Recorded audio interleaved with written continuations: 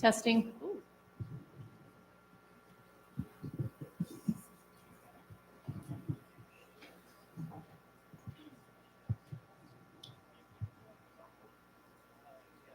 I think we are ready to get started. If we can have everyone take their seats, please.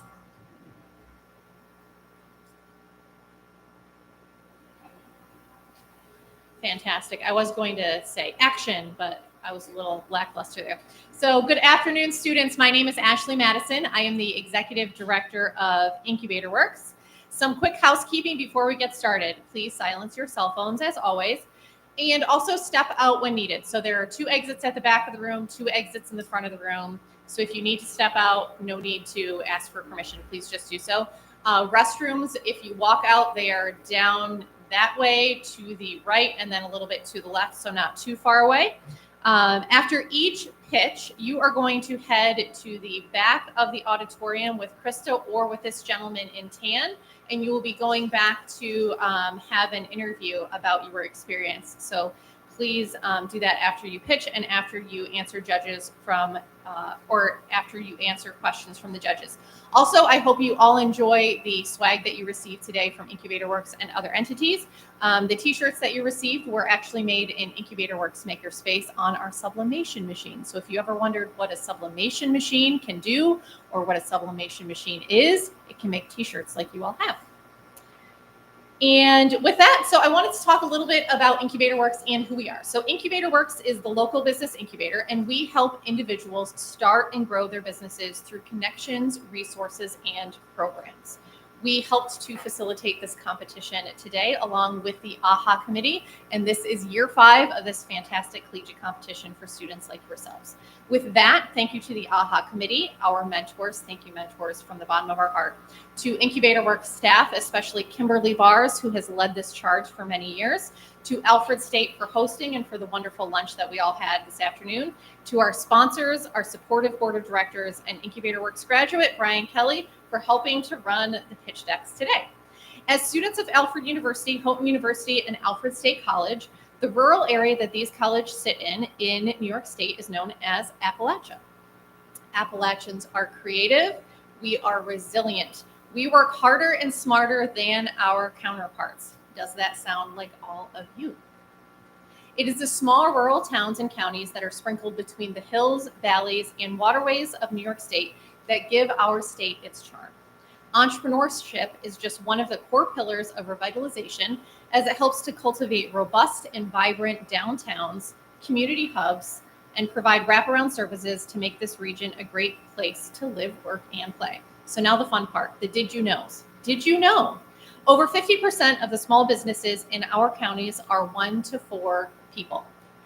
And did you know, every time you spend $10 at a locally owned store, anywhere from $4 to $7 recirculates into your local economy. So when you see or when you hear shop local, I hope you think of today and you think of yourselves when you validated your pitches through this journey and choose to shop local. You have worked hard with your mentors over the last several weeks to take your light bulb idea and develop it into a business pitch. You are officially, quote unquote, problem solvers, so wear that badge proudly. It will serve you time and time again in your immediate future and your future. So that is all I have to say. I want to introduce next Dr. Craig Clark. He is the Executive Director of the Allegheny County IDA and also leadership at Alfred State University. Thank you, Craig.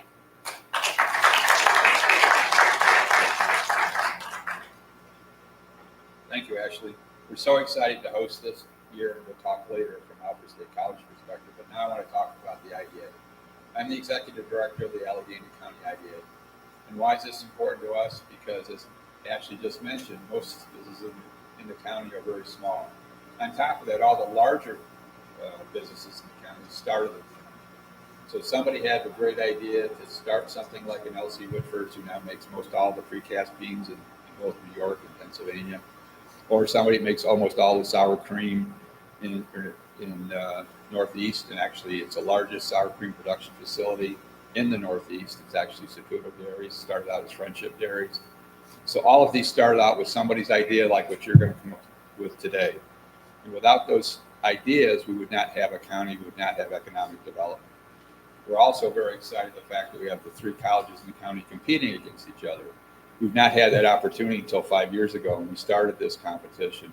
And it's really nice to cross work with different people in different counties in the county. We're one of the few counties of this size, which is very small, 46,000 people, have 3 state-of-the-art, great leading universities and colleges. It's amazing. And we're so lucky to have those students that take the time out of their busy weeks. I know you're busy. It's this time of year. You're very busy. You're trying to get out of here, right? Some of you are trying to graduate? No? Nobody's going to graduate in here? Mark, they're going to be here forever. But anyways, I know you're very busy, and we appreciate you taking the time out of your busy schedules. What you've learned the last few weeks about entrepreneurship, starting a business, and potentially running a business is going to be very important for your long-term development. Because even if you don't become a pure entrepreneur, all of the companies that you get hired with are looking for entrepreneurs within their companies. Most all companies have to continue to change, and if they don't change, they won't last. The reason those companies I just talked about are still here is they've changed many, many times over the years they've been in Allegheny County. With that said, have a great day. Glad you're here, and everything we can do to help you to make sure you stay in the county and build a business, let me know, okay? We will do that. Thank you.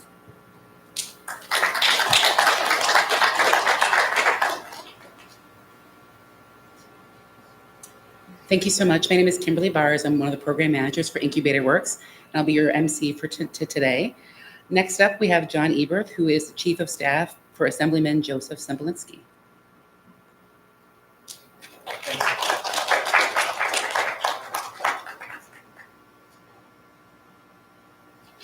Good afternoon, everyone. I'm honored to be here on behalf of Assemblyman Semplinsky. He's very sorry he couldn't be here in person. He loves this event. This is a fantastic event. And thank you, Dr. Zupan, Dr. Clark, and everybody else for putting this together. I'm honored to be here on behalf of Assemblyman Semplinsky to welcome the teams from Alfred State College, Houghton University, and Alfred University to today's 5th annual Allegheny County Startup Collegiate Challenge. By presenting today, each of these teams has proven that they have the courage to follow their dreams and their hearts and their intuition that their idea is the right idea. What you are doing today takes guts. It's not easy to pitch a new product or an idea. As leaders and innovators, you know that nothing happens without risk and a willingness to fail. But believe in yourself and follow your dreams. There will be false starts and dead ends. Don't give up. Please don't give up. Learn from every failure. Don't become a prisoner to fear when you fail. Entrepreneurs succeed because they have an unwavering belief in themselves and an ability to stay laser focused on achieving their goals. Entrepreneurs, as Dr. Clark said, show us the way ahead. The future is unwritten. The future of technology and progress begins with an idea. It's that spark of brilliance that has brought each of you here today. Good luck to all the teams competing today. It's your vision and dreams that will drive innovation, growth, and prosperity for all of us. Thank you to Incubator Works and everyone responsible for making today's competition possible by encouraging and mentoring these young entrepreneurs who have built a brighter future for us all. Thank you.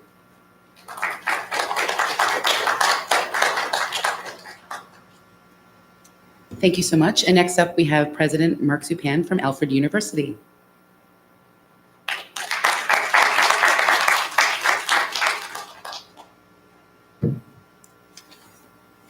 Thank you, Kim. Thank you, everybody, for the opportunity to join you today. Thank you to our county IDA for sponsoring this event, the 5th year. That's brought 3 higher ed institutions in the county together.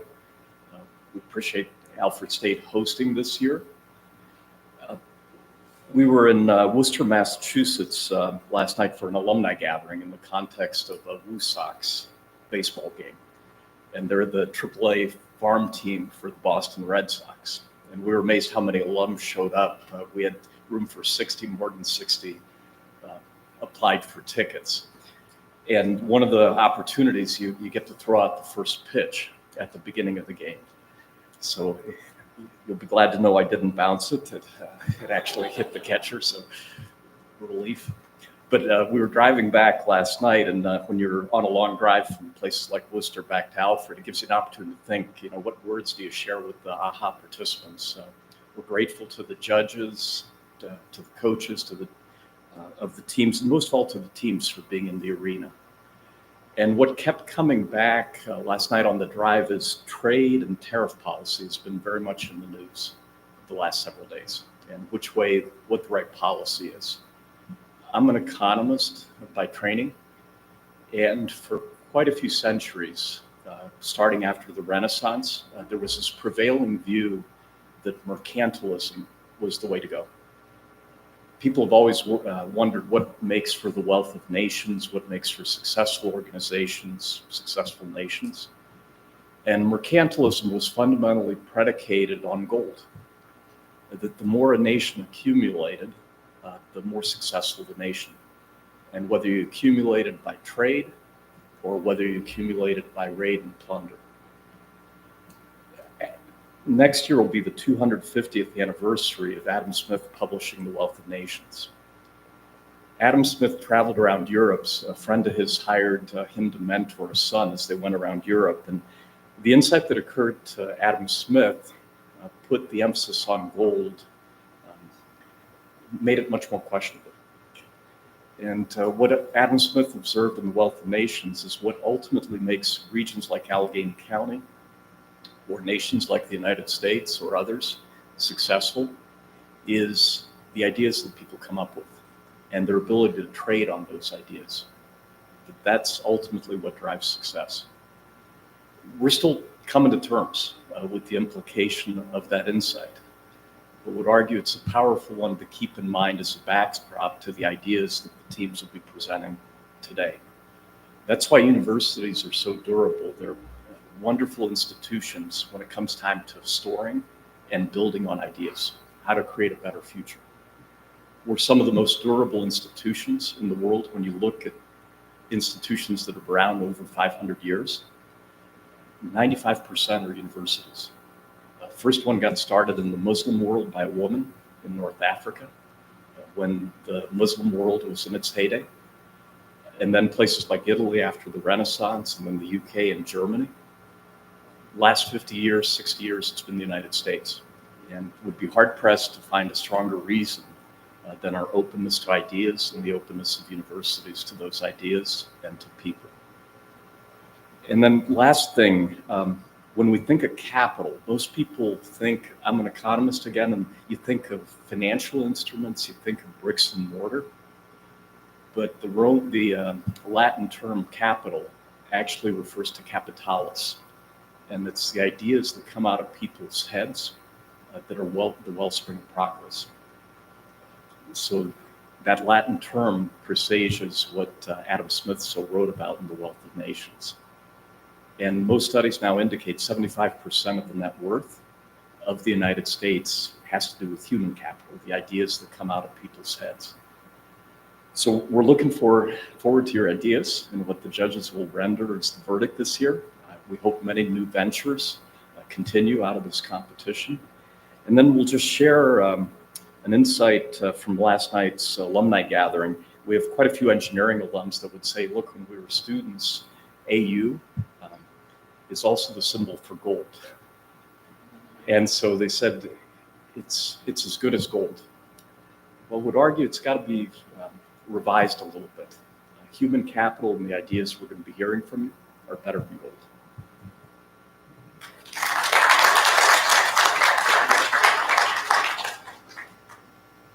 Thank you. Next, we're going to be hearing from Professor Elisa Tyrell, representing President Wayne Lewis from Houghton University.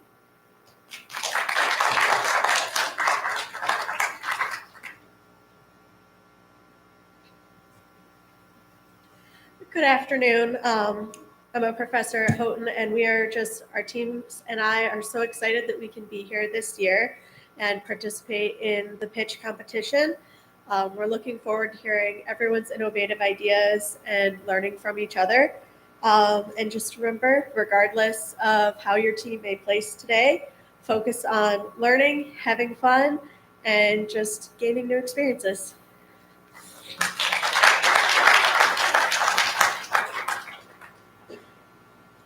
Thank you. Then we have Dr. Craig Clark coming back to represent President Stephen Morrow from Alfred State University, or Alfred State College. Thank you. Yeah. President Morrow couldn't make it today. He's got this tough assignment. He's in Puerto Rico. It's a Middle States, so it actually is a lot of work to be on a Middle States accreditation visit. But somebody's got to do it, right? Anyways, we want to welcome you to being here. We're really glad to host it. It's really nice that we share this and host it at different colleges because you get to see different venues and as well as get to interact as we talked earlier. You're in Harris Hall, which is an interesting hall. We just redid it, and if you were here 2 years ago, it looks much nicer. Timothy Harris basically gave us some funds to redo this, and he was in some kind of an entrepreneurship type event a few years ago. You remember Air Compact? That's where he made all his money. He was at Compact when it started down in Texas. And what he will say, and everyone will say, and I'm sure AU graduates will say the same thing, the reasons you do so well when you get out of here is all the interaction you have with your faculty, the hands-on learning that you do, and we're very proud of that. And they all will say the same thing. It's the faculty interaction and the hands-on learning. Also the real-world experiences. It makes a big difference. So when you walk out, this is one of those real-world experiences that will help you develop as an entrepreneur or as an employee after you get out of here. So that's very, very important. So we want to welcome you here. I know there's actually open house going on, I think, at all 3 colleges today. So there's a lot of extra people in the community. We bring in between the 3 colleges, 7,000 students are here. It's a big impact. It's probably the biggest and largest economic impact in the county, there's no doubt. And the ideas that are fostered out of these 3 universities is amazing because that's why all of these companies do stay and they grow. And the fact that companies all over the U.S. and the world are growing because of what we do. And other than that, we just are very happy for you to be here. We're glad to host it. Hope you had a good meal and we will have a good day and we'll have some really good entertainment now, right? They're not like really smiley. I think they're nervous. Well, have a good day. We'll talk to you later. Thank you.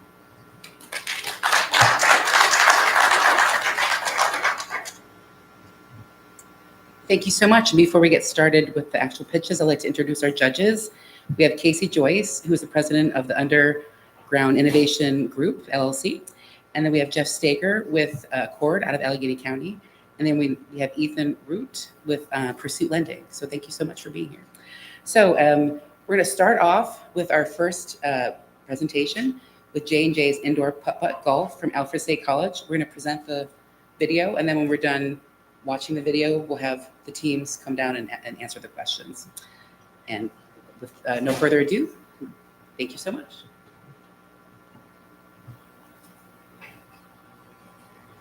Is Joshua Hafey, and my business partner Jazz Jarbeck could not be here.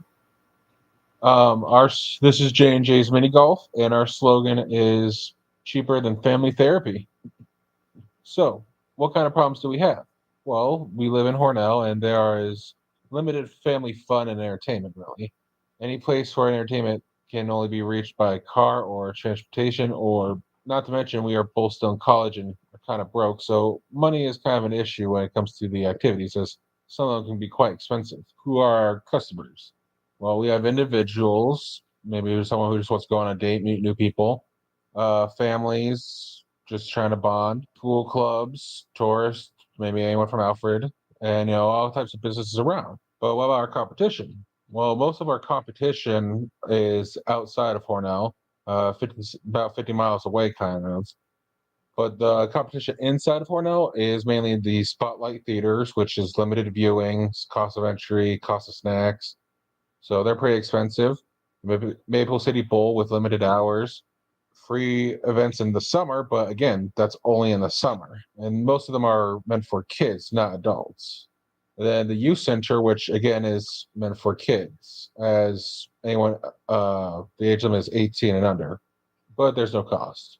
What's our solution? J&J's Mini Golf, an entertainment venue offering a unique glow-in-the-dark experience, paired with a monthly theme, meaning Christmas, Halloween, all types of stuff. In addition to our mini golf, we are going to have a snack bar, potentially collaborating with our businesses for parties, maybe like a pizza place. So what are the benefits to this?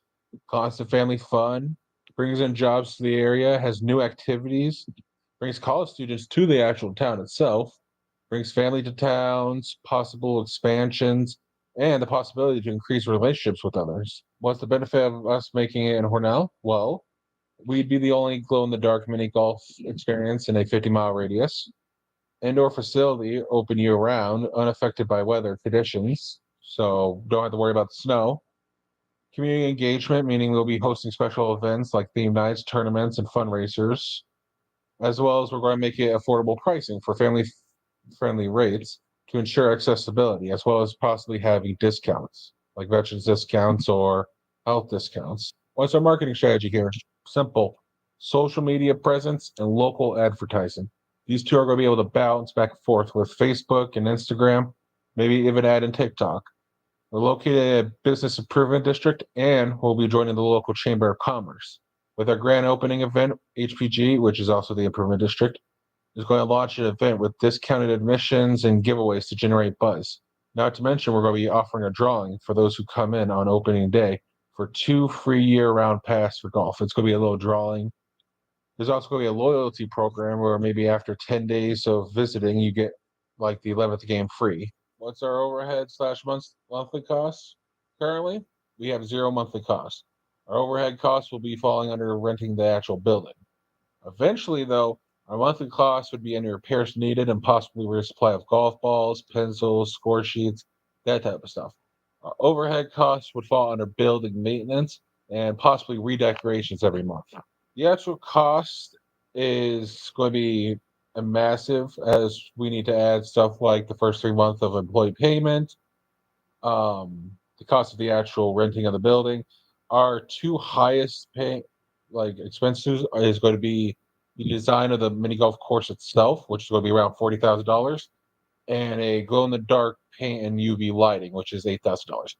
And the building itself, while it isn't as big, it's at least enough for this price. Not to mention, we're going to try making all the course designs movable so that we can rearrange it each month.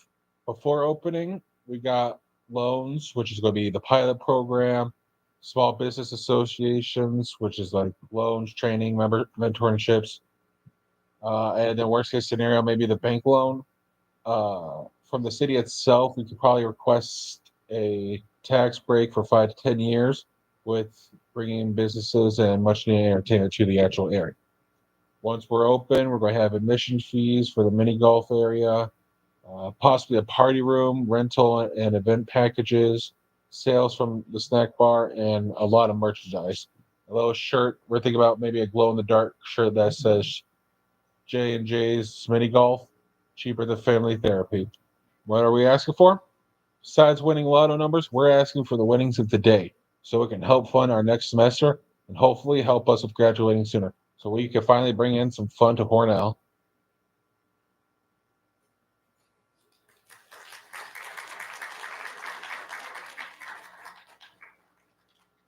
So Josh, come on down. And Josh is here by himself. His partner, Jazz, cannot be with him. So thank you so much. And why don't you sit here kind of closer to that one mic there.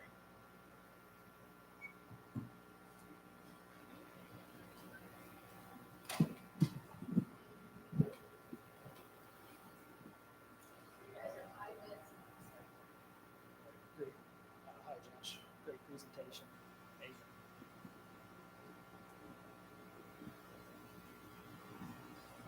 I really like how you identified a need as a father of some small children in upstate New York. We don't have enough inside stuff to do for fun over the winter, so that's pretty awesome. Great idea. I like the kind of like glow in the dark thing too. I was just like having some questions about your numbers that you posted up there about getting started going. How did you arrive at some of those numbers? In order to arrive at some of those numbers, we actually were looking at extensive construction areas, and we actually found a company that will actually make, come to your location, they specialize in glow in the dark public golf areas.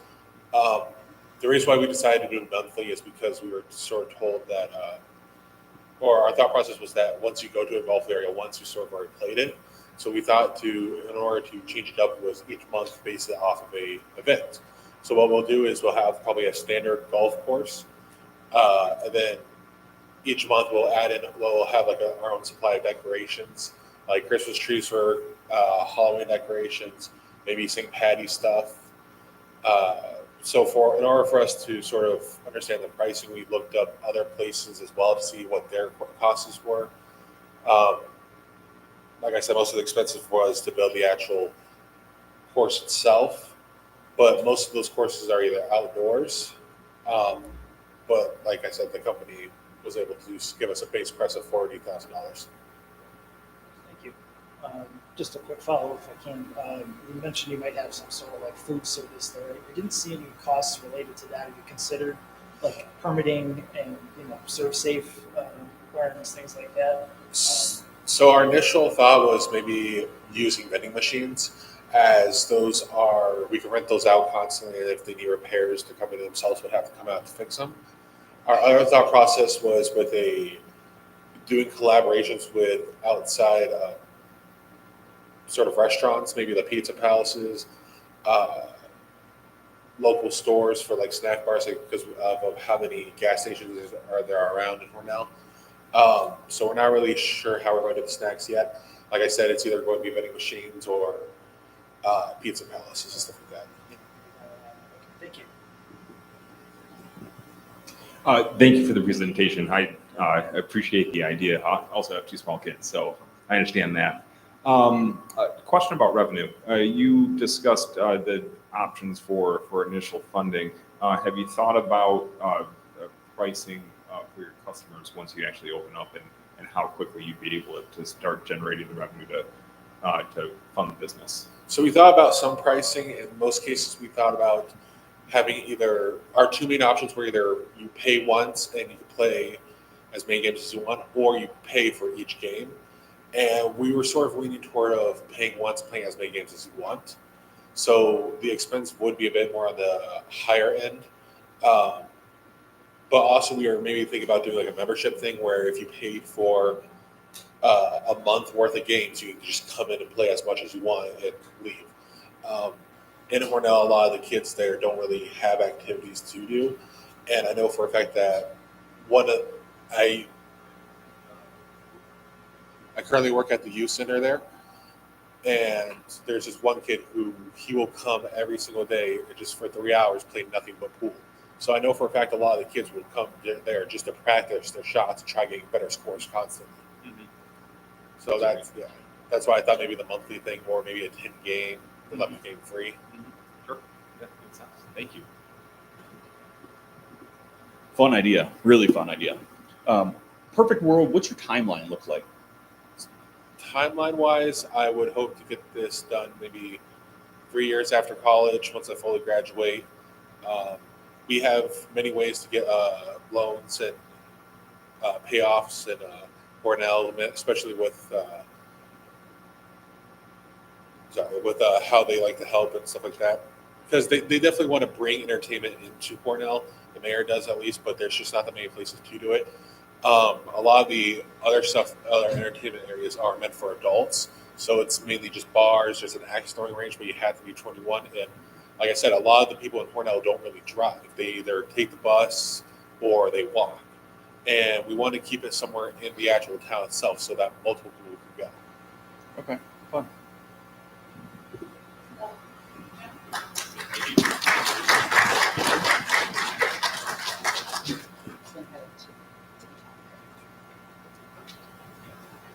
Great job.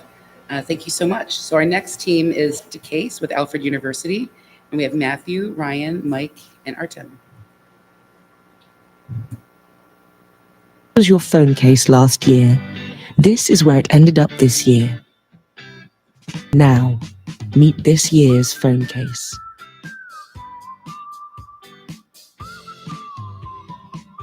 And next year, it gives back to the earth.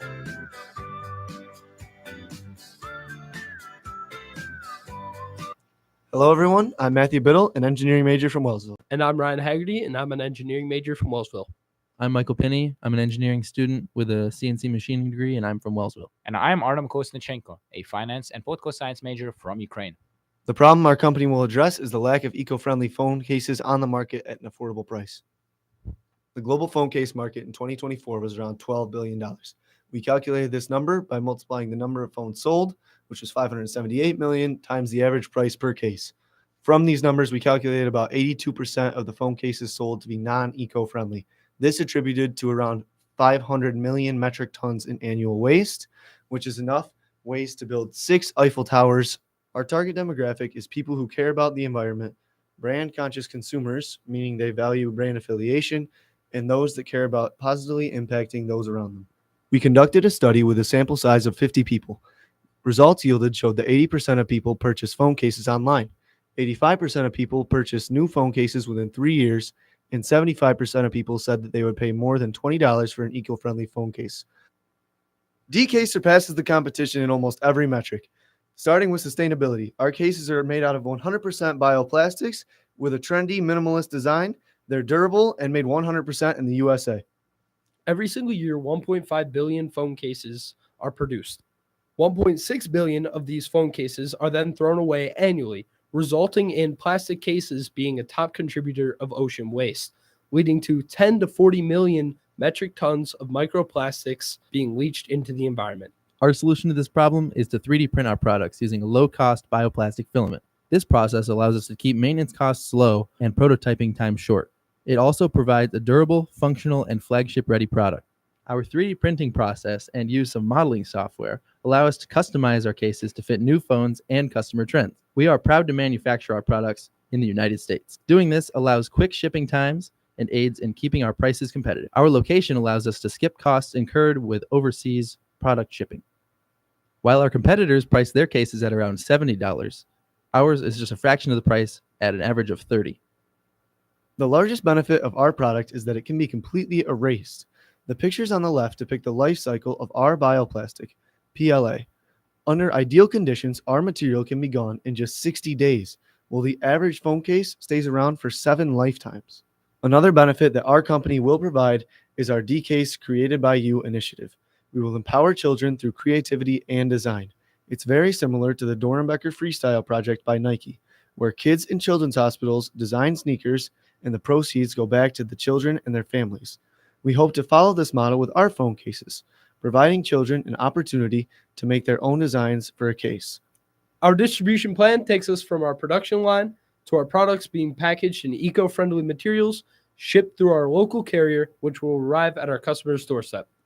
Our marketing strategy consists of utilizing partnerships with micro-influencers through TikTok, Instagram, and other social media platforms, as well as also partnering with established brands to solidify our reputation. In our first year, we plan to sell 3,000 units and have a 40% compound annual growth rate in first 4 years. Our product includes standard and special design cases, averaging $36 per unit, generating about $100,000 in revenue annually. Our cost of goods sold is $2,760, which is extremely favorable. Our operating expense are around $77,000, which includes marketing, salaries, and our 25% revenue sharing model with our children's hospital partners. And after taxes, that leaves us with a net profit of $17,842 in year 1. Looking ahead, our gross profit is forecasted to reach over $276,000 by year 4. We plan to invest in talent and outreach, which is why salaries and operating expense rise over time. But thanks to our scalable model, net profit climbs to over $65,000 in year 4 with healthy margins. This trajectory proves that the business isn't just viable, it's positioned for high growth. What makes our business special is that we give back as we grow. As our profit scales from $18,000 a year to $43,000 by year 3, we allocate a portion to causes that matter. Our giving back program goes from $7,000 to $13,000. This isn't just charity. It's built into our brand and resonates with customers and partners alike. Help us start our journey and eliminate plastic waste as we leave a cleaner place for our future generations to call home. We will use the $5,000 prize to grow our company right here in Allegheny County. It's time to give back to a place that has already provided us with so much. We are Decayse.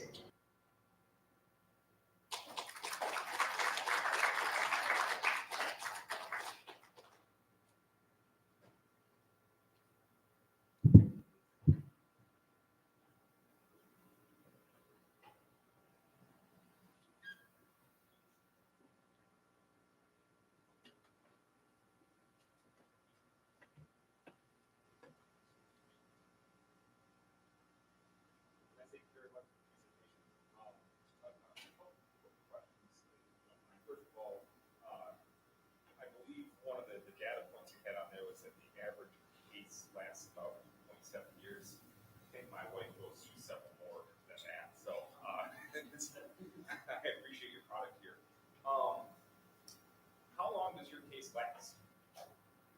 Have you thought about that, like durability wise? So realistically, our case should be about durable for 2 to 3 years. It'll be comparable for your average phone case, at least durability wise. But under composting situations, it'll last about 60 days. So it starts breaking down when it starts Under very composting. specific circumstances. It will not break down during everyday use. Got it. Okay. Okay. And then you got a pretty aggressive growth plan, 40% year on year. What are your limiting factors? Is it raw materials? Is it the 3D printing? Is it labor? What's your strength? Yeah, I'd say that the limiting factors would be more as how can we, expand in finding partnerships and people who would buy the cases. We plan to go with bulk sales to say partnerships. We plan to partner with universities, to sell say 500 cases for the admissions for admitted students and have favorable partnerships with them. So basically, we just hope to expand on amount of cases we can sell, and it's not so as to how many we can produce. The 3D printing machines, as you might have seen from the slides, are relatively cheap. So 2,000 would be around 8 3D printing machines, depending on which one we go with. So I'd say just marketing is the biggest constraint. So majority of our money going to go in marketing, operating expense. Thank you. Yeah. Great presentation, guys. Kind of cases go quickly in my house, especially my daughter. Or something like that. So where's the marketplace for this? How are you going to sell it? Yeah, we plan to target people who are eco-friendly, eco-conscious, and mostly young audiences, students, and just eco-conscious consumers. Okay, how are you going to reach those folks? So we intend on reaching those through micro-influencers. They have a higher conversion than more broad influencers because of their personal relationship with their audience. And they're generally a lot cheaper for marketing as well because they don't have such a large audience, so they won't charge you a whole lot. And the more people that we can get it in the hands of, the more it's just out there and more people just see it in their day-to-day life. And that'll also help with marketing. So it's my understanding, correct me if I'm wrong, this case degrades over time and eventually used by Yes. right? And you said that would take how long? So under industrial composting situations, it is 60 days. And under unideal situations like out in the wild, it's about 30 years, 25 to 30 years, which compared to the plastics used in modern phone cases, which is around 450 years. And even then it leaves trace microplastics. Our material is a bioplastic, so it does not leave behind microplastics.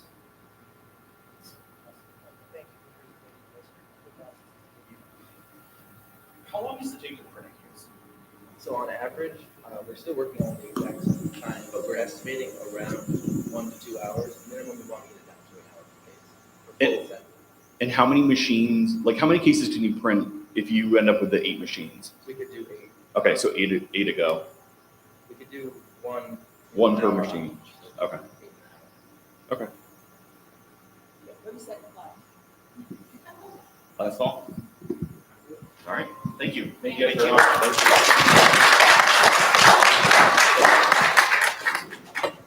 Thank you. All right. So the next team we have is Omnirec from Houghton University. We have Preston, Shiloh, and Job.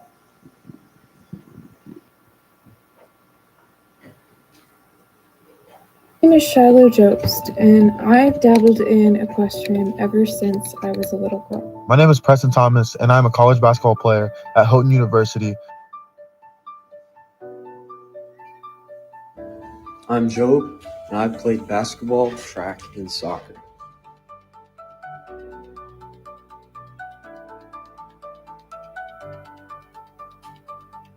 And we are Omnirec.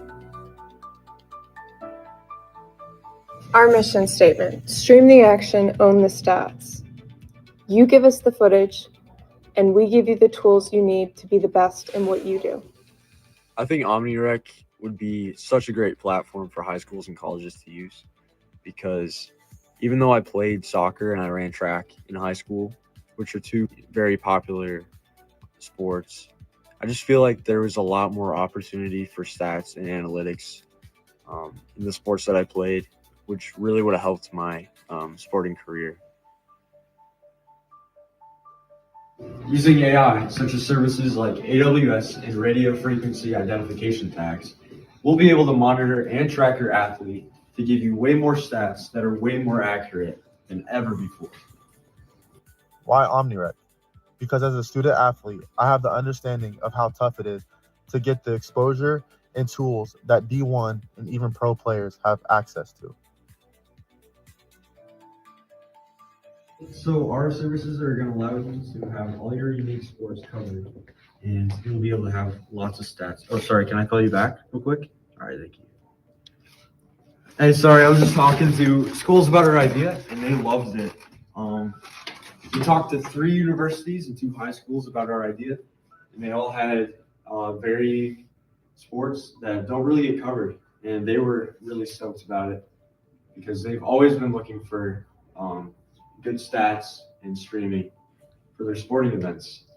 Right now, we're only going to be talking to colleges, but in the near future, we will branch out to high school and professional teams once we know that we can deliver our product to our customer with full satisfaction. At Omnirec, our business is built on strong, trusting relationships with schools and athletes. Here's how it works. Schools send us their footage, and we organize and streamline that content into a user-friendly platform for coaches, athletes, and fans that enjoy the game.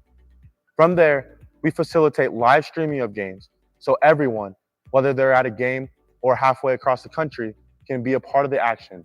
And it doesn't just stop there. Once we initiate the relationship with our customers, we send RFID tags to schools.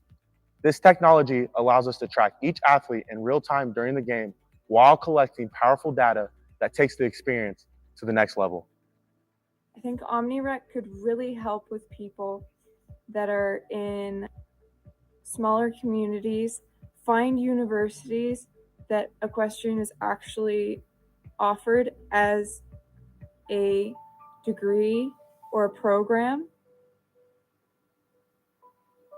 In the sports industry, there's clear money to be made. Companies like Huddle have generated an impressive $250 million over the past 19 years.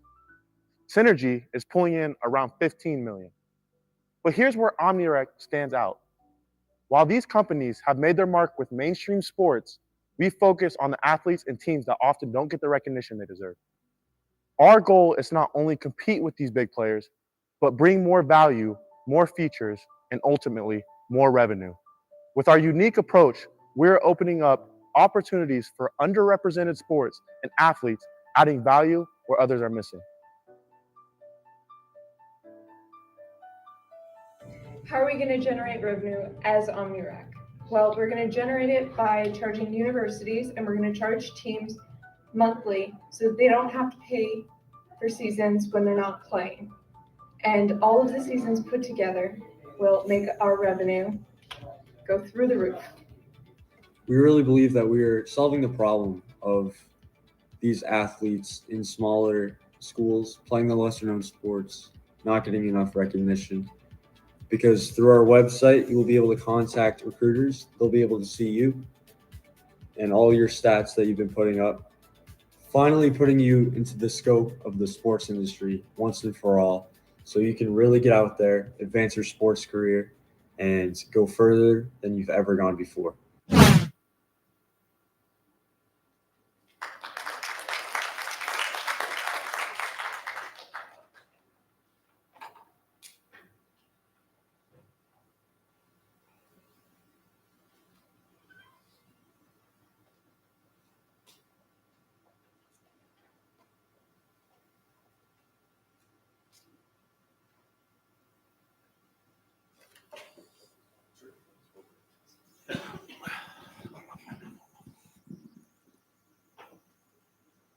Thank you. Fun idea. What are some of the stats that you think are going to be the most beneficial to track? I mean, obviously, it varies from sport to sport. For basketball, you have the points, rebounds, assists, the general stats.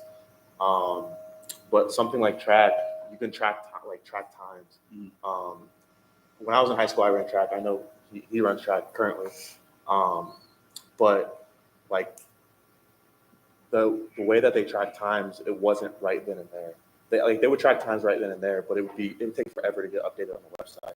Whereas Omnirec would have the chips and you would wear the chips, and then as soon as you cross that finish line, the times would go into the website. With other sports, I haven't really thought it out. I haven't really thought it out very much, but Yeah, for equestrian, a lot of the scores can be quite complicated and they're not publicized in any way. It's usually just local farms and things putting on these shows. So it would help a lot for getting the information out there for equestrian. So you can track real time with I'm running 100. This is my time, and then for your basketball stats, you're uploading later or. Yeah, so basketball stats. It's just like I don't know if you're familiar with Synergy.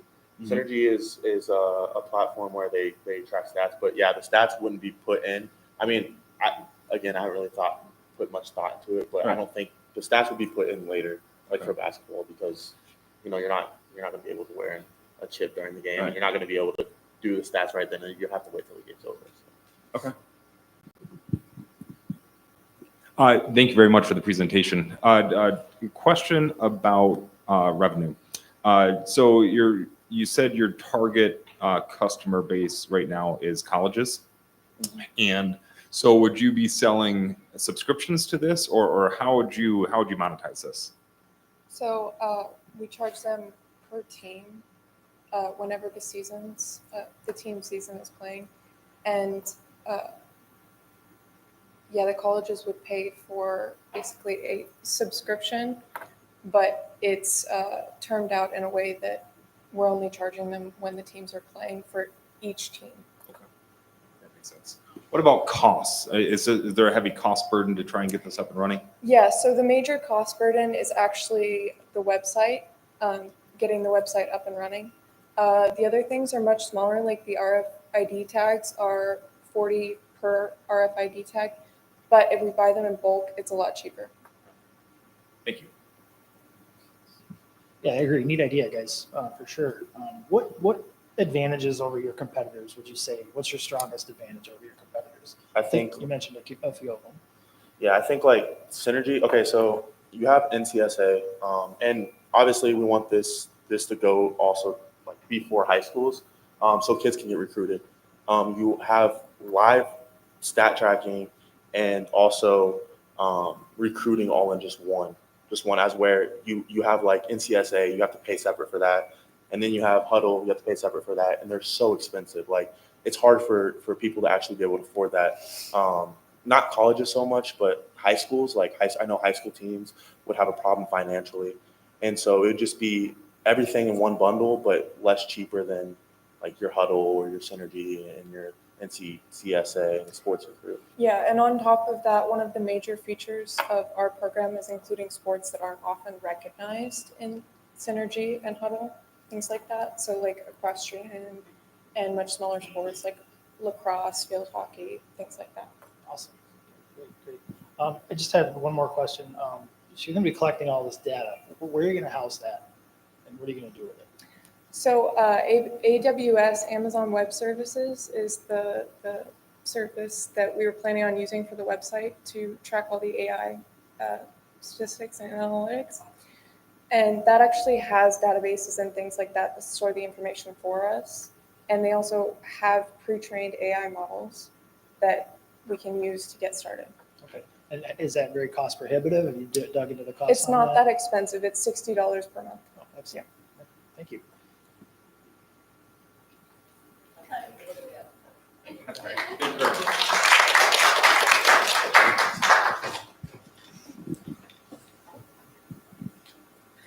Great job.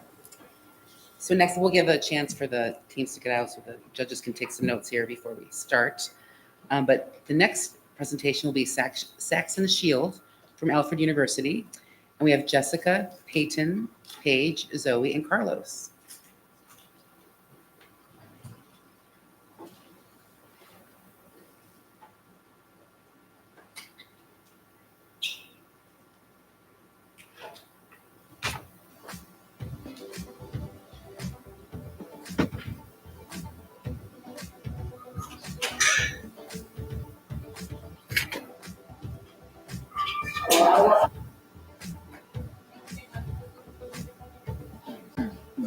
If you're wondering what these athletes are using, this is Sax and Shield. Sax and Shield is an eco-friendly, reusable, and effective way to get rid of unwanted odors. It can be put in gym bags, locker rooms, cleats, or anywhere else you experience unwanted odors. Sax and Shield is a pack of charcoal pouches that uses the porous nature of the charcoal to absorb unwanted smells, leaving your locker room scentless. Everyone deals with bad smells, especially athletes. Popular alternatives like Febreze contribute to indoor air pollution and produce plastic waste. Sax and Shield is made of biodegradable materials such as charcoal and bamboo. Not only is this sustainable for the environment, but it's also reusable for up to 2 years, while Febreze only lasts for about a month. Sax and Shield absorbs odors instead of covering them up like Febreze, and this leaves you with a longer-lasting scentless effect. Now you know what Sax and Shield is. Why choose us? Sax and Shield is focused on keeping Allegheny County green and sustainable. When you purchase Sax and Shield, you're not only choosing a sustainable and eco-friendly solution to odor, but also donating to our community. 100% of our profits are donated directly to Impact, which is an organization in Allegheny County that is dedicated to preserving nature trails. As of right now, pre-orders for Sax and Shield are live with a cool So form. far, we have sold almost 30% of our inventory through pre-sales, and we have begun making profit to donate. We've been marketing through our Instagram page, as well as paper brochures and posters around campus. Following pre-sales, online orders will still be available, including pop-up tables at our Powell Campus Center and McLean Athletic Center. Pre-sale orders will be available around April 21st when our regular sales begin. We will be in contact with our customers via email on the delivery process. Now you know what we've been up to. This is what's in the works. We've been working on printing our logo on canvas bags for packaging, as well as developing new marketing campaigns. Part of our new marketing campaign is to spread the word around campus about our message and product to create a sense of a community for athletes at Alfred. Part of this is our Instagram, where we strive to create a following of athletes at Alfred to help build our brand. Speaking of building a brand, The canvas bags for packaging is only the beginning of what we plan to provide our customers with. In the future, we plan to include stickers, business cards, and other promotional items to add value to our product. To begin our operation, our startup cost came out to be $155.01. This includes the cost of the charcoal pouches, which was $119.25, and packaging, which was $35.76. This gave us 120 individual charcoal pouches to start with. That makes 62 packs. Currently, for our marketing campaign and for other promotional items, we have been using school-provided services like our print club and printers around campus. This includes our posters, brochures, and logos printed on our canvas bags for packaging, but this can only go so far. going forward, we would like to expand our online presence. This means purchasing ads on platforms such as Instagram, TikTok, and Google to expand our message beyond Alfred and include all of Allegheny County. The funding we obtained to start came from Alfred University, which we have already made back in full from sales. Funding from Alfred has gotten us this far. But funding for this competition could help us achieve our goals and build a bigger brand. We would put this funding towards research and developing other charcoal-infused products such as soles of sneakers, goalie gloves, or other athletic products. This would not only benefit Alfred University athletics, but athletes everywhere and other people who just don't want to smell. Consider Sax and Shield for your athletic needs. Buy Sax and Shield. Buy Sax and Shield. Buy Sax and Shield. Buy Sax and Shield. Buy Sax and Shield.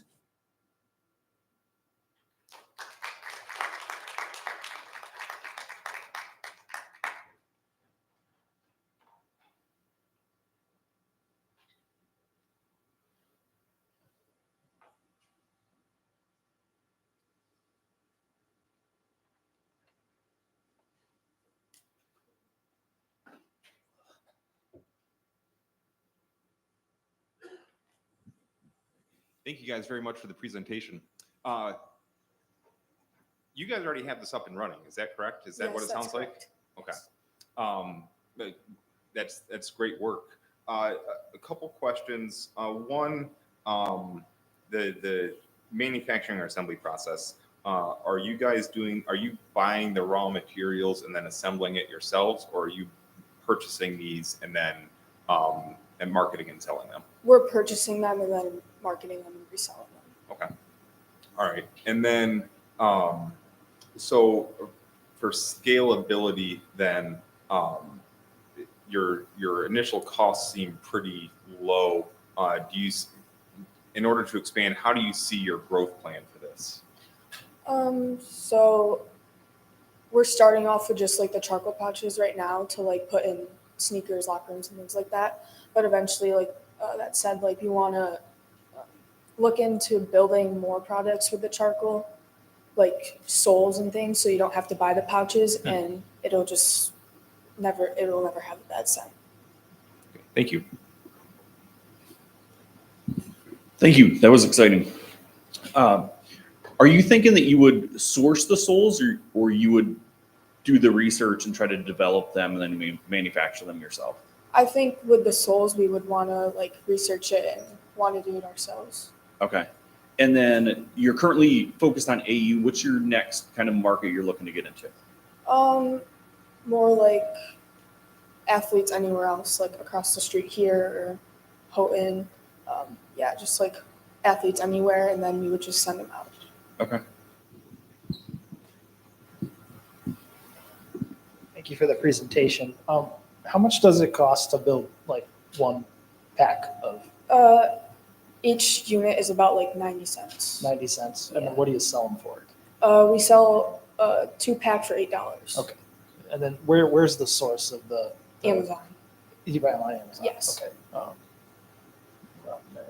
Are they made in America, or are they coming from like overseas? America, and we like buy them in bulk, so it's even cheaper. You buy them in bulk, okay. Just wondering, about the current like tariff environment we're in that we want to think about. Yeah. Sourcing might be an issue for you guys.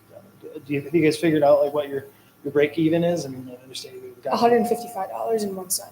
That's true. That's our break even. Okay. How about like in the future? What we haven't really thought too much about like what it would be if we were to add these other products. So like as of right now, just with those charcoal pouches, it would be that for the amount of product that we bought. Let's see. What sets your product apart from your competitors? What? We think like how long it lasts, like the quality of it, because these can last up to 2 years. And like we said, like the Febreze, those bottles can only last up to about a month. And like the fact that it absorbs the smell instead of kind of just covering up. And Febreze would put out odors that if you were to put it in like a locker room, like other people might not like those odors. But the charcoal pouches don't put out any extra odors. Gotcha. How do they do on hockey bags? Well, none of us are really hockey players, so I'm sure if we put it in, maybe you might have a customer. Maybe in like the skates or something. Yeah, that's hockey dads, right? Yeah. Parsons. Yeah. Thank you guys. I don't have any other questions. Do you have any other questions? All right. Thank you very much.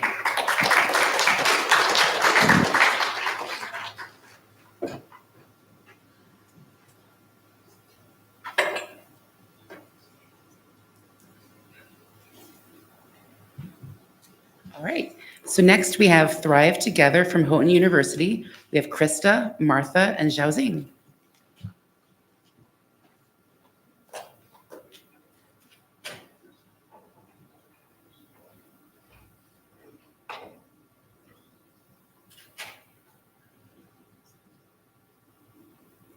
Xiaoxing Chen, a major is business manager and I'm a senior. Hi, my name's Crystal Lacrosse. I am a junior and my major is in business administration and management. Hi, my name is Martha Weinzel. I'm a senior. I double major in business administration and intercultural studies. Welcome. And we would like to introduce Thrive Together. We are the Etsy for supplements. Thrive Together is an e-commerce platform designed to help all people and their pets become healthier and feel better about themselves. And what better way than to start together?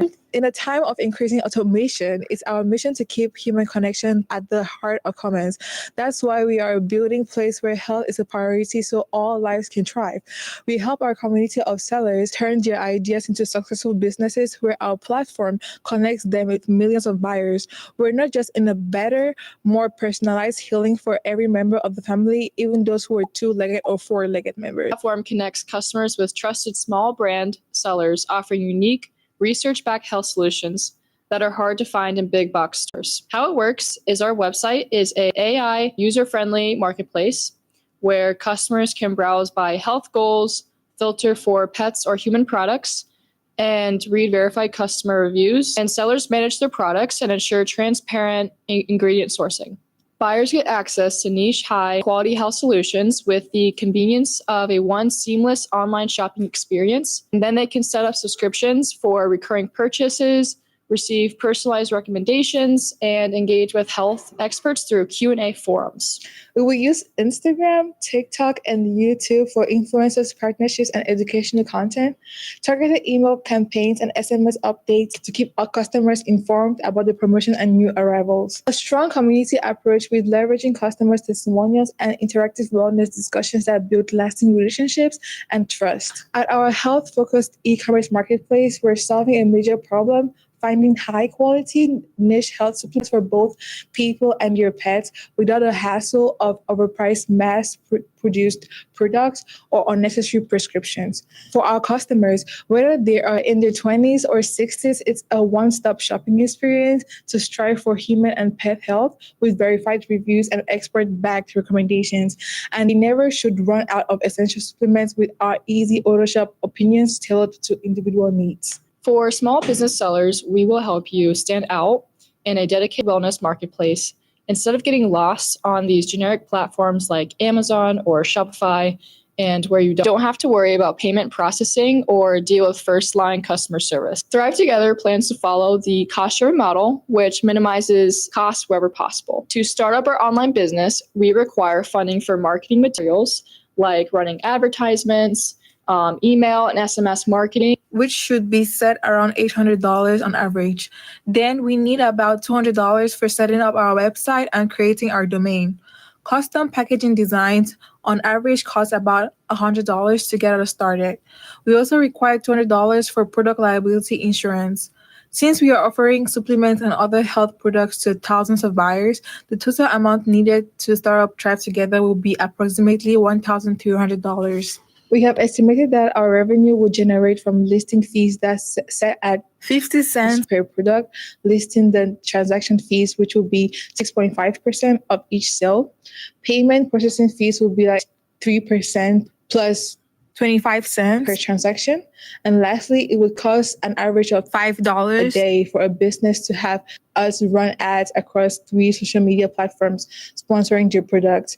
Therefore, in our first year, we project that about 2,000 buyers will visit our site with about 50 monthly orders, converting to 2.5% and AOV of $30. And the monthly revenue of $1,500 will create an annual revenue of $18,000. Then in year 2, we project monthly visitors to jump up to 7,500 a month, monthly orders to 188, leading to about $78,960 in revenue.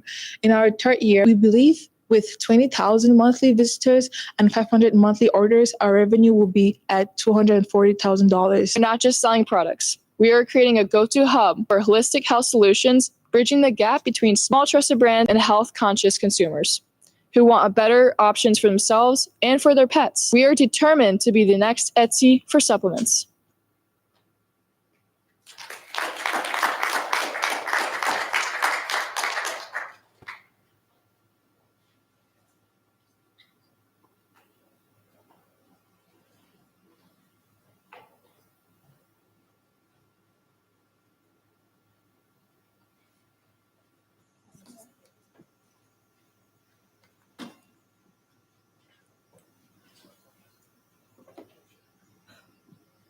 Great presentation, guys. Very, I like the aesthetics of the whole thing. You guys did a great job.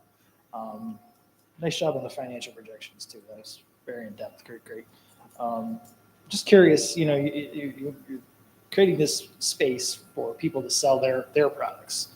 How are you vetting these folks to make sure you're getting what they're saying they're selling?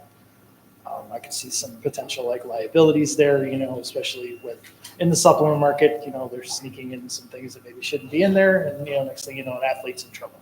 How are you going to address that? Right, that's a good question. We haven't thought too far into it. One thing that we did think of is in case something like that were to happen, that's why we're investing in a product liability insurance policy, because we do know with many like health brands, sometimes they run into issues of there's ingredients in their products that some customers realize aren't so healthy and they get backlash for it. So we're just kind of more prepared for that backlash in case it were to happen. Probably something to think about, be a little more proactive about. Yeah. Okay. Any like licensing or like permits that you're going to need to operate this? Yes, we do have. That's why we try to like include the insurance policies, and that's just like a startup budget for like the basic needs that we need for an organization.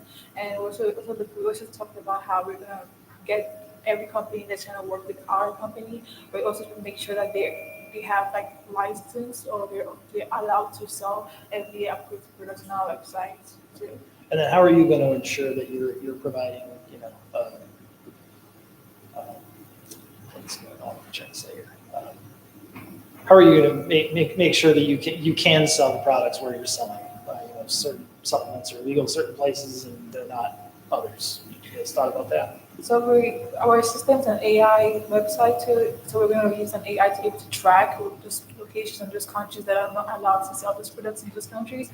Like let's say, for example, if Bloom is not allowed to be sold in Cameroon, you're not allowed, then we will try our best to avoid that product from getting to the country where it's not supposed to be sold, and we will try to track and keep that in account and let our clients know that this is what they can sell and what they cannot sell on our websites too.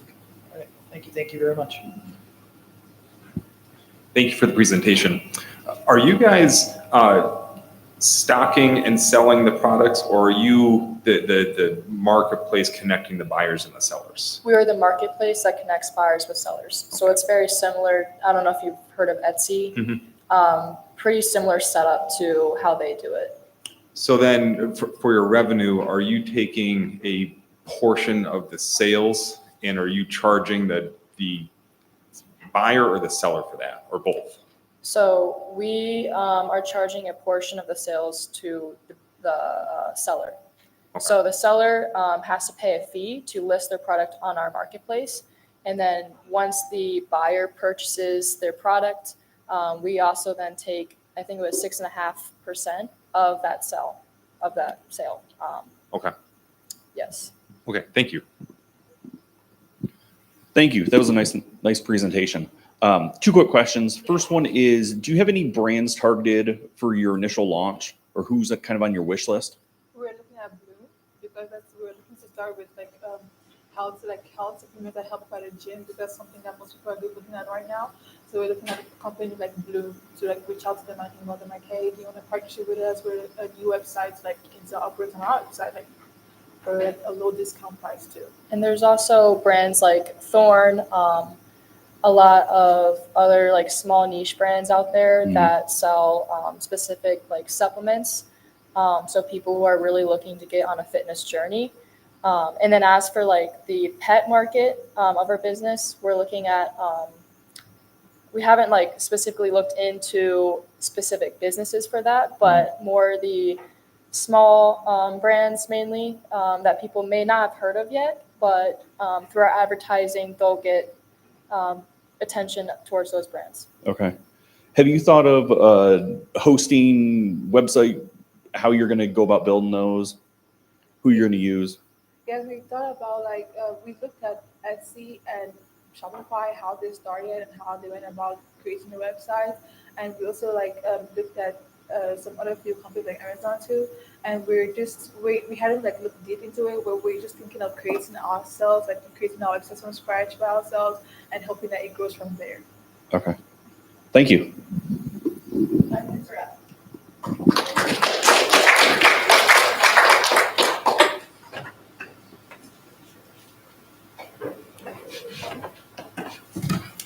Great job. And we're actually down to our final team. I can't believe it. So we have Allegheny Adornment from Alfred University. We have Adalia, Siko, Philip, and Casey.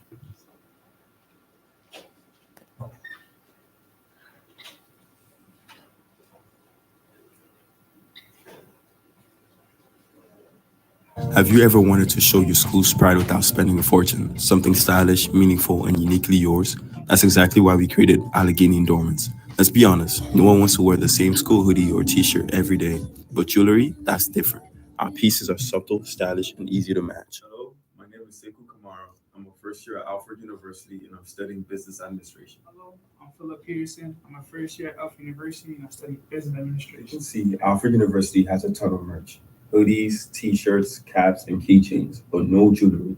And the thing about jewelry is that it's about self-expression. It's not just about AU pride or AU spirit. That's where Allegheny Adornments comes in. You get to choose how you want to represent AU in a way that fits you. It's stylish, it's flexible, and it's incorporated into your everyday life that doesn't feel too If you ever repetitive. struggled to find that perfect accessory that represents you, stylish and affordable, well, at Allegheny Adornments, we solve that problem with custom-made bracelets. Our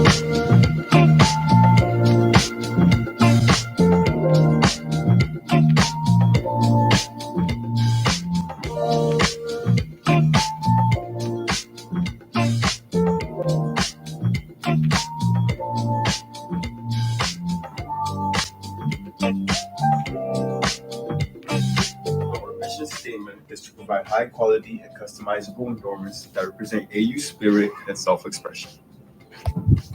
Our target audience is college students like athletes, staff members, and outside consumers like family members and friends. In year one, we plan on selling 450 total units, which include a mix of customizable and pre-made bracelets. Of those 60 customizable bracelets, we will sell at a team discount of $4, 300 sold at our standard $5 price, and 90 pre-made bracelets sold at $3. This generates a total of $2,010 in revenue.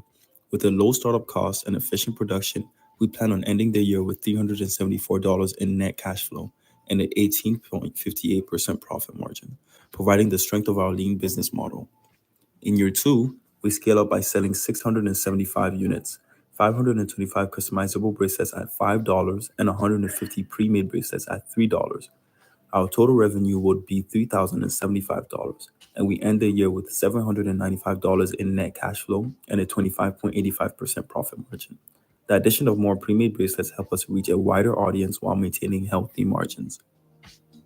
In year three, we project continued growth with 912 units sold. 662 of them will be customizable bracelets and 250 of them will be pre-made bracelets. This brings our projected revenue to $4,060. By keeping production costs low and offering options for different budgets, we're on track to end year three with $2,206 in net cash flow and a strong 54% profit margin. Our financial strategy focuses on smart pricing, lean operations, and meeting customers where they are. By offering both custom and pre-made options, we've built a scalable business that's both creative and financially strong. We're launching at Alfred University. It needs your support. Here's how you can help. You can buy a bracelet today, follow us on IG, and tell your friends and family.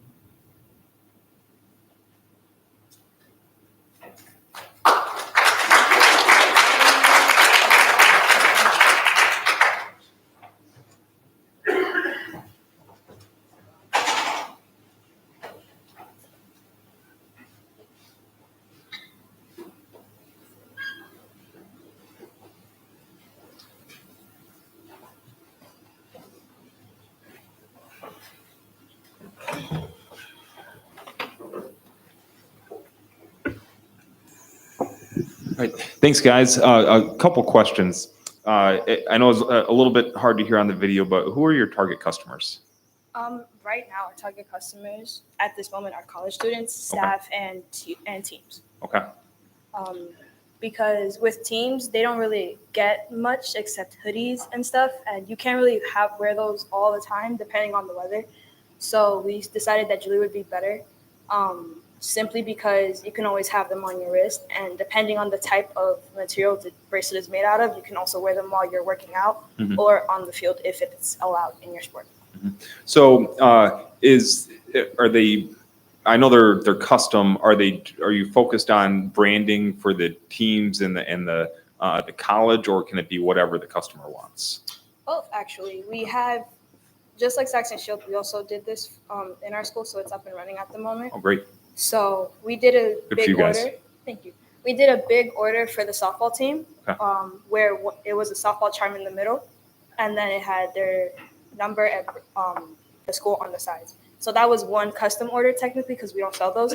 And then like you saw in the video, we also do the ones that the customer wants themselves that adhere to them. In the video, you saw that two of them had names.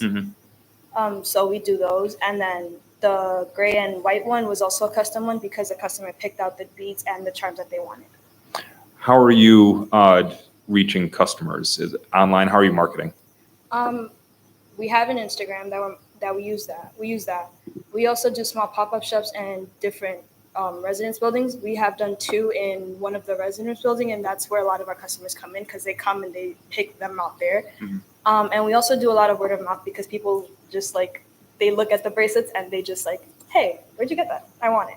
So that one is also there. Thank you. Thank you for the presentation. It was nice. How long does it take to make a bracelet? For the beaded ones, 3 minutes for me because I've been making these since I was 6. Okay. And then for the ones that are made out of nylon string, those take about 5 to 6 minutes. Okay. Are you making them to order, or are you're continually making them to have a supply to sell? Continually making them because we have options that just we sell on without the custom ones. Okay. Those would be right now it's the AU ones. They have AU in the middle and it's just the colors of the school. And then angel numbers because people like those as well. Okay. So those we're just continually making those, and those are $3 and we sell those. And then the custom ones, we don't make those until we get the order because obviously they're Right. custom. Okay. Thank you. Thanks, guys, for the presentation. How are you guys going to go about scaling this and getting your product to market? You want to answer that one? Yeah. So in year 1, we're just focusing on building a strong foundation amongst Alfred University and Alfred State, which we've seen encouraging success since we've had our earnings, and we've seen that it is a strong demand here for affordable jewelry. And in year 2, we plan to go to Houghton and expand our business among Houghton. And year 3, we plan to join New York City's market and build a presence there because we're native. Well, 2 of us here are native New Yorkers, and we think using nano and micro influencers, we could basically upscale our business pretty high and have a better presence amongst the city as well. Who do you guys see as your main competitors? What other types of? Well, here obviously there's not really any competitors. There's a strong demand for our bracelets. We've seen since we started our business because there isn't many places where you can get jewelry or custom jewelry. We actually have came across a jewelry maker, but she's not. Well, there's not many competitors basically. It would also just be school merch in general because you don't have to have a bracelet. You can buy something else, but those are also just expensive. So in Allegheny right now, our main competitors are, because we haven't seen much jewelry stores, so we just don't have it. It would just be merch, like school merch, since we're also doing college students and staff. And so right now, how do you get your customers? How does somebody find you, and how do you get an order? Oh, for the orders, we have Google Forms that we have them fill out, or if they see us, they just ask us because we also just hey, we're doing this. And we've made a known presence. We've put up flyers around the school. We've been very strong in our word to mouth. And we've actually made a lot of, even when we're in our, hardware? No, it's not hardware. When we're making our bracelets and our little, stays, we get a lot of orders there. People see us doing it and they are interested and stuff like that. Grassroots, I like it. Thank you.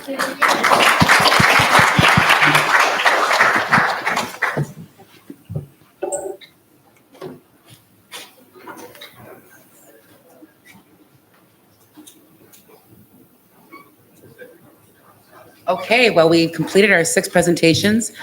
Our votes are open for the viewer's choice, so feel free to scan that QR code. It's also on the wall and on the website, at the YouTube website. So the judges are going to head off for some deliberation. It's going to be a tough decision.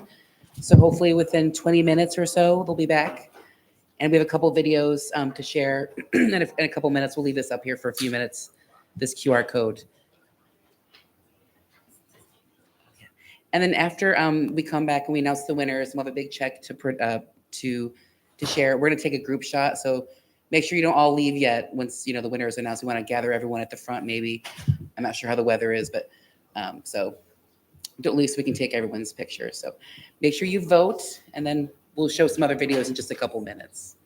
And great job, everyone! You all did very good. Congratulations.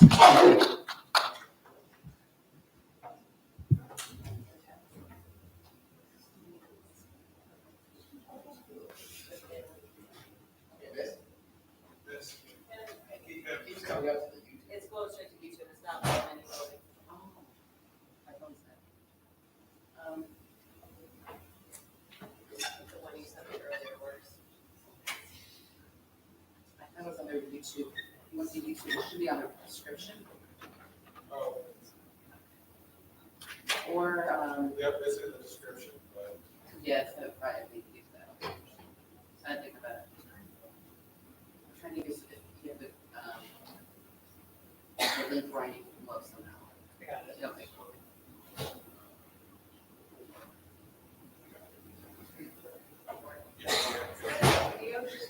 Yeah, it's go to Alfred State, and it should be on their videos, and then it's in the description.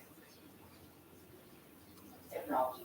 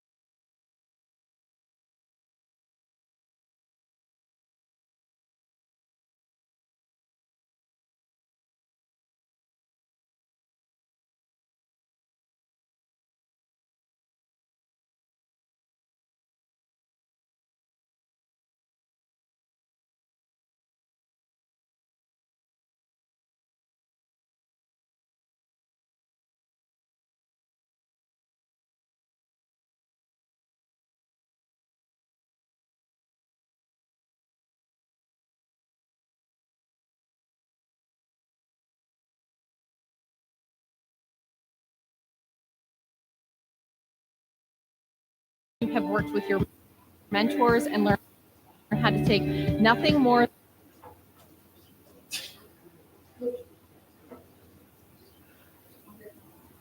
All right, good afternoon, students. Over the last several weeks, you have worked with your mentors and learned how to take. All right, good afternoon, students. Over the last several weeks, you have worked with your mentors and learned how to take nothing more than a light bulb idea, aha, and turn it into a fully developed idea with the help of your team and mentors and professors. Because you are here today, you are all leaders of today and leaders of tomorrow, and never forget that. Yeah, I think that everything went smoothly. I think that it was definitely nerve-wracking, but I think it went good. For work, we all have crazy class schedules, of course, but we spent a lot of hours and time working together, and I think it really helped us in the end. I originally went in with one competition, with just being by myself, and then for the AHA competition, I realized I needed more help, and thankfully I was able to find Max and Andre to help me. I think my favorite part of the process was Zooming with our mentors every Monday. It was a really nice insight to see real professionals coming from their workplace helping us get our ideas going. Starting a business isn't easy, but it's not impossible. It's really just expanding on finding a need and creating an experience for others. I think Incubator Works actually gave me an outlet to be creative in the business world and show off some of the things that I'm very interested in that I don't get to normally do. One of my favorite things was just putting it all together, seeing how a product that we have started out as something so minute and has become something that can expand to so many other areas of life even. It is not as nerve-wracking as you think it's going to be. Just being in the arena is like the most important part. You just got to try. My favorite part of the process was deconstructing how I think as an engineer and reconstructing it as how I would think as a business person. This was something that we could just kind of have fun on and do as engineers. If you have a cool idea, come and do it. Anybody out there that wants to do this pitch competition, they should. Because if you don't receive a challenge, you're never going to get anything done. You can't be comfortable. You need to get out of your comfort zone in order to get things done. If you're open to feedback and you're open to suggestions, the sky's the limit for you. Incubator Works works. Incubator Works works. Incubator Works works.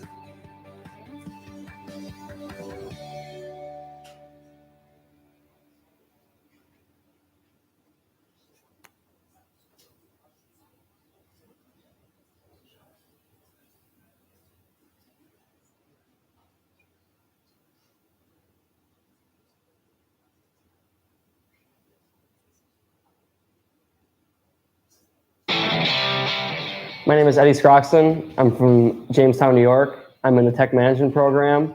The reason I went to Alfred State is because they had the major I wanted and because I got a scholarship for the grades I had in high school. I started in building construction and got my associates in building trades, and that really helped me give me 2 years to guide me through what I wanted to do in life. The reason why I chose tech management instead of construction supervision or any other degrees I could have done with the 2 and 2 is because I wanted to get a business aspect towards my associates and also kind of diversify my entire college career of learning. A lot of my professors helped me because I've been able to build relationships with them and they've been able to advise me in certain aspects of my life. And they're very open and committed to helping you and helping you succeed. My experience with AHA competition was a great opportunity for me to learn about myself, learn about what I actually wanted to do, and kind of the path, laying out the pathway forward for me. The biggest thing I learned from the AHA competition was kind of how I was going to lay out my future endeavors for myself. The application of what I've learned here for the last 2 years helped me be able to understand more about business and the business aspects that I need to understand about, and also give me more time to realize who I am and what I want to do in life, and give me the opportunities that I need to succeed in my life. Alfred State's helped me elevate my business plan, and I'm excited to see where it takes me.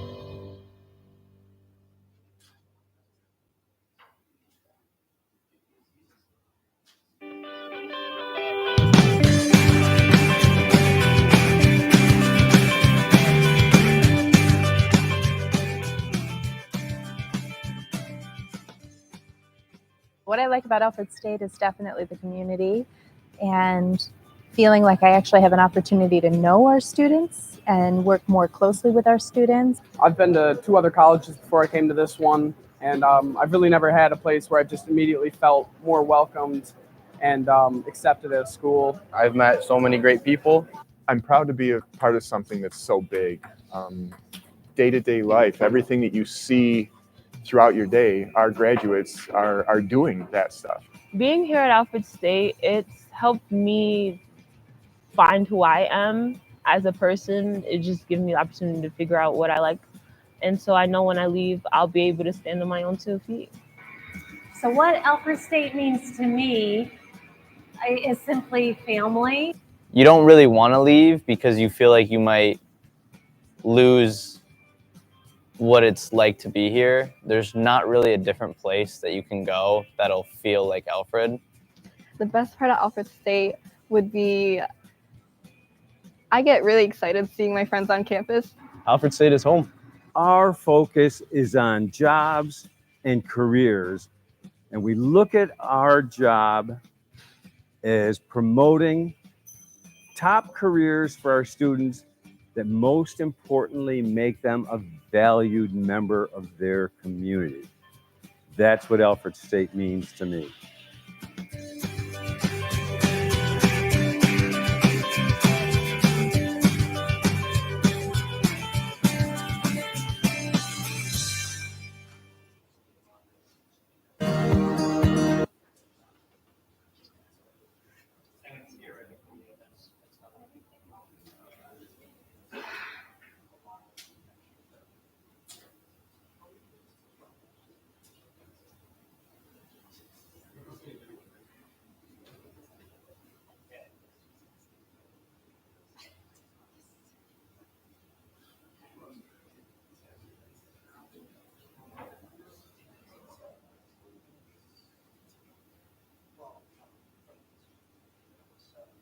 Should be soon, hopefully.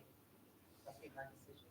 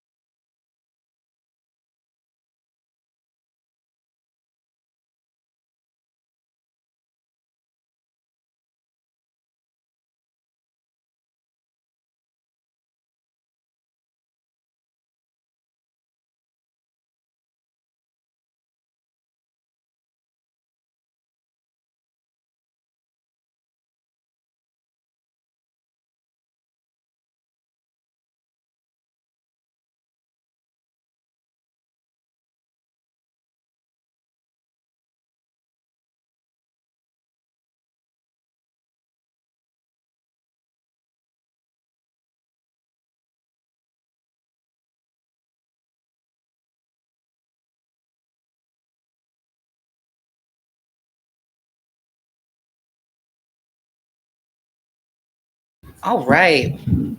Okay, so we got our winners back. Before we announce the winners of the pitch presentations, I want to announce the winners of the viewer's choice. We had over 150 people vote, and it was really close. We had all three teams getting really close there at the end. I wasn't sure who was going to win, but the winning team for the viewer's choice is Thrive Together from Houghton University. So stand up. Stand up. Take a couple pictures of you there. Congratulations. And then for the winning teams of the next people I announced, if you don't mind coming down to the front, we'll take a couple pictures and then go from there. So our third place team that gets $1,000 to be split is J&J's Indoor Putt-Putt Golf from Alfred State College.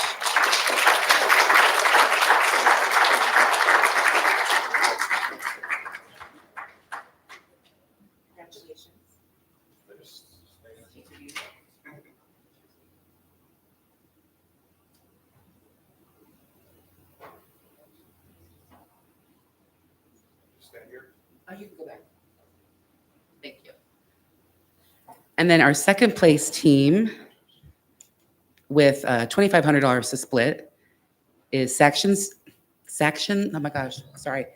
and Shields from Alfred University. Sorry, it's hard to say.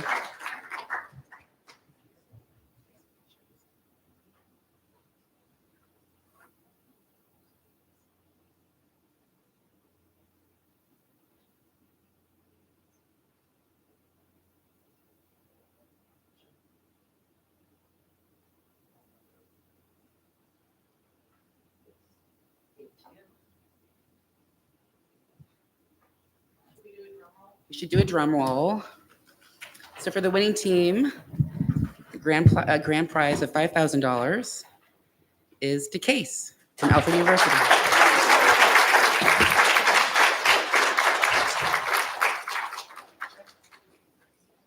will go with it.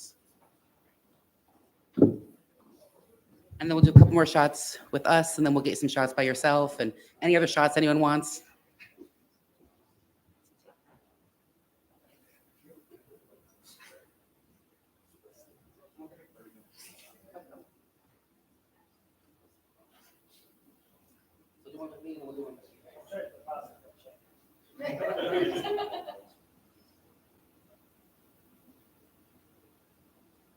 And just with them alone.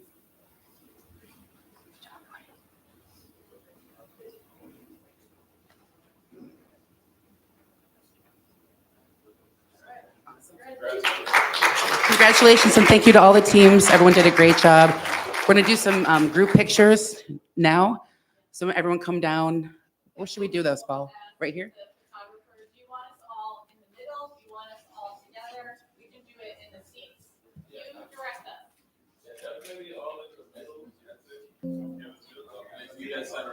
Okay.